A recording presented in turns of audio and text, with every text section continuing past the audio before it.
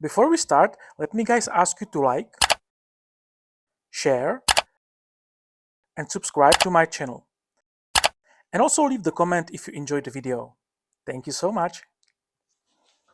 Hey folks, thanks for stopping by and welcome back to my YouTube channel Czechoslovak Gun Stories. My name is Kuba and today we'll talk about the history of this lovely submachine gun. Now, to begin with the history of SA-26 series of submachine guns, we have to go back to the very end of the World War II. As you may know, Czechoslovakia for the whole course of the World War II was occupied by the Nazi Germany, and therefore, at the end of the war, all the Czechoslovak armed forces, military and police were completely destroyed and they needed a total reorganization. Therefore, the army actually started to look for new weapons that would be universal for use in both army and police. The reason behind that was that Czechoslovak soldiers were actually serving in all the countries that took part in World War II, we can say, mainly in the Soviet army. So they brought back the equipment from the Soviet army like PPS-41, PPS-43 submachine guns, but there were also soldiers that served in the British army, so they brought back Sten guns. There were soldiers who brought Thompsons from the US army. Also, we had a large stockpile of MP40 and other German submachine guns that was surrendered here in Czechoslovakia or were partially produced here, etc. Also, and that's very interesting, we even had a large stockpile of Beretta 38 submachine guns. On top of that, we had domestic submachine guns like ZK-383 that were also considered to be really used by the Czechoslovak army. And if you have a look from the perspective of military armor at this bunch of different submachine guns, it's a complete nightmare. How do you want to service them? How do you want to teach the soldiers to maintain them? How do you want to supply ammo to them if they are chambered in different calibers? One thing that the World War II brought about was progress in military tactics as well as in equipment. So in the very early 1946, the Czechoslovak authorities requested a new design of a submachine gun, which would be universal for both military and police. It was supposed to be very affordable, very simple, and also very compact so that it can be carried even by paratroopers, crewmen, officers, or the policemen. The idea was that the submachine guns or the prototypes should be chambered in both 9mm Luger and 7.62 Tokarev, and along the way they would be compared and decided which caliber is better for the purpose. The Czechoslovak authorities actually approached two major manufacturers in the former Czechoslovakia, and there was Zbrojovka Brno, where Koutsky brothers were working, for example, and Česká Zbrojovka in Strakonice. Both manufacturers actually provided a couple of samples of different prototypes. Let's have a look at them. The very first one that I think deserves mentioning is the iteration of the pre-war VZ-38 submachine gun, now known as Chesset 147. It looks like an ordinary submachine gun with a wooden stock and also nothing really special there. But it had one very clever feature, and that was the receiver that could be rotated 90 degrees. So you could have the magazine like with MP40, which gave you a very nice balance and easy grip. But if you wanted to go prone, you could turn the receiver 90 degrees, and now you have like a Stanish magazine that's inserted from the side, and that allows you to shoot very comfortably from the prone position.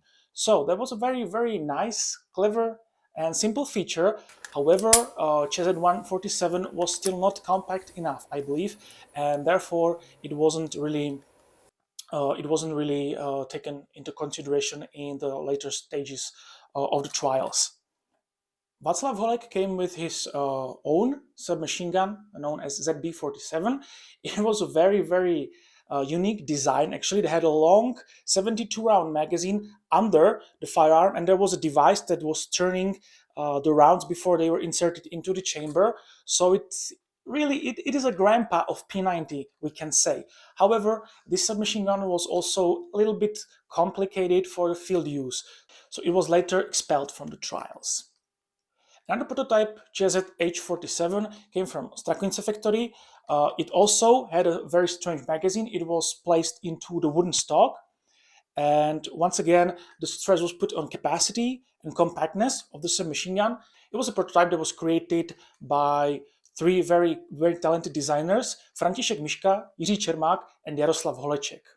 Jaroslav Holeček was also responsible for the breakthrough in the trials when he actually came up with an idea to put a magazine in a pistol grip and put the part of the bolt mass in front of the chamber. This is nothing really new, we can say, because all the semi-automatic pistols are using the same principle, right? The simple blowback pistols do have a large portion of the mass in front of the chamber, but no one really actually used this feature in submachine guns. So Jaroslav Holeček came with this idea and he created a prototype known as HP or Chesset 47P.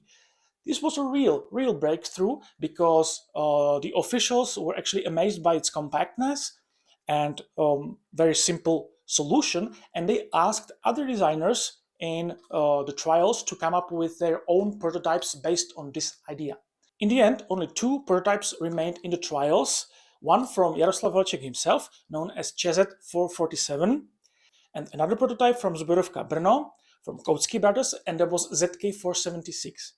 Both these submachine guns were tested thoroughly in both calibers 7.62 Tokarev and 9mm Luger, and one of the outcomes was that 9mm Luger was completely superior in any way, in terms of accuracy, in terms of reliability, in terms of felt recoil, capacity. Everything was actually in favor of 9mm Luger. So this caliber was initially chosen for both prototypes, and they were tested in 9mm Luger.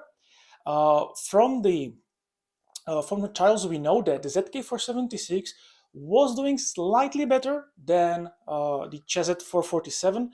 However, in the end, Chesset 447 won the trials because it was slightly simpler than ZK476, and therefore it was introduced into the service of the Czechoslovak army as VZ48A and VZ48B. And with this information, we will end for today. And in the next episode, I will talk about the differences between the 9mm version and the development of 7.62 Tokarev version of the submachine gun, which I have in my hands. So, guys, thank you for your attention. If you enjoyed the content, please hit the like button, subscribe to my channel. Should you have any questions, reach out to me in the comment section. And so, thank you, and until next time.